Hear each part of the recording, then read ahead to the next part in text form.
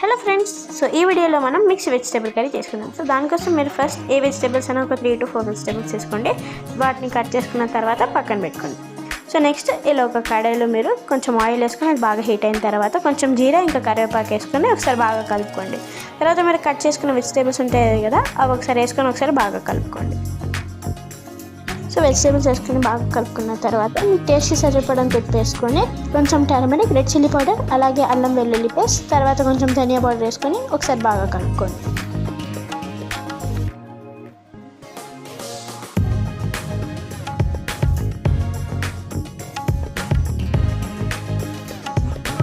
So vegetables ఒకసారి బాగా కలుపుకున్న తర్వాత ఒక 10 to 15 minutes వరకు మూత పెట్టేయండి.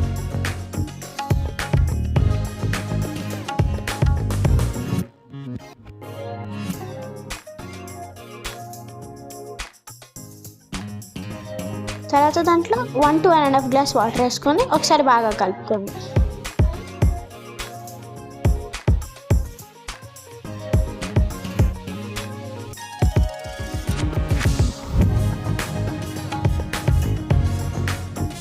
వాటర్ వేసి ఒకసారి బాగా కలుపుకున్న తర్వాత ఒక 15 to 20 minutes వరకు మీరు ఇలా మూత పెట్టేయండి. అంటే వెజిటేబుల్స్ బాగా బాయిల్ అవ్వాలన్నమాట, సాఫ్ట్గా అవ్వాలి.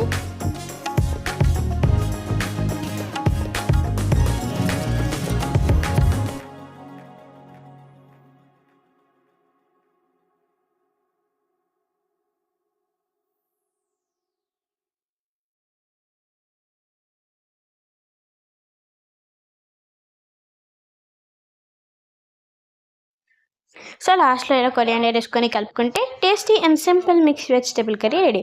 చాలా టేస్టీ రెసిపీ అండి, తప్పకుండా ట్రై చేయండి. అలాగే మీకు ఇంకా న్యూ రెసిపీస్ ఏమైనా కావాలంటే కమెంట్ చేయండి. అలాగే వీడియో నచ్చితే లైక్, షేర్, సబ్స్క్రైబ్ చేయడం మర్చిపోకండి. బాయ్.